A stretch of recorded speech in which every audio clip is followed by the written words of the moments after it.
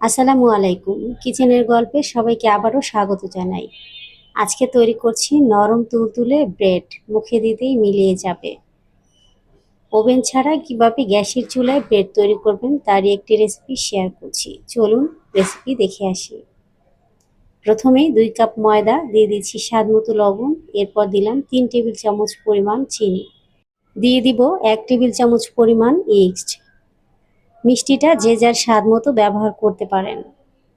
শুকনো উপকরণগুলো হাতের সাহায্যে একটু মিশিয়ে নিচ্ছি।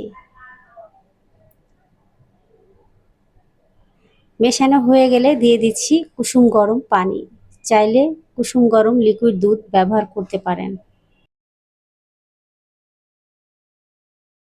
এরপর একটা সফট ডো মাখিয়ে নেব।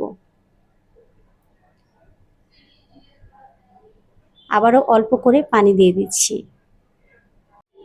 রেসিপি ভালো লাগলে অবশ্যই লাইক দিয়ে পাশে থাকবেন।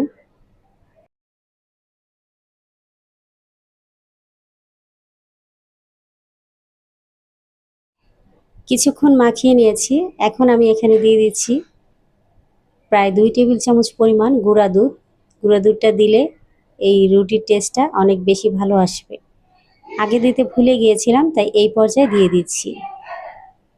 দেওয়ার পর আবারও হাত দিয়ে ভালো করে ডোটা মাখিয়ে নেব। এই ডোটাকে একটু নরম করে মেখে নিতে হবে। খুব বেশি শক্ত করে মাখলে রুটিটাও শক্ত হবে। তো এই পর্যায়ে এসে আমি এখানে দিয়ে দিচ্ছি 1 টেবিল চামচ পরিমাণ রান্নার তেল। তবে চাইলে এখানে বাটারও দেয়া যাবে। ডো মাখা হয়ে গেলে এখন ঢেকে রেখে দিব 40 মিনিটের জন্য।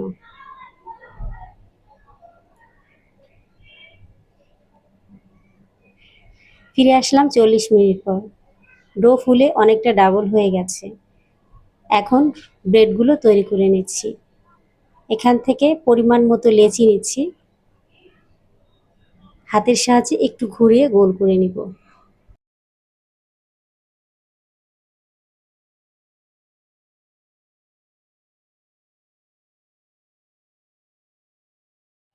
রুটিগুলো বেক করার জন্য আমি এখানে একটা নন স্টিকের ফ্রাই প্যান নিয়েছি।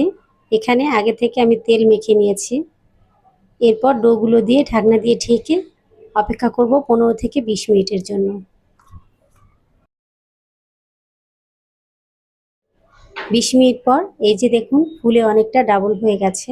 এখন আমরা চুলাতে বসিয়ে দেব।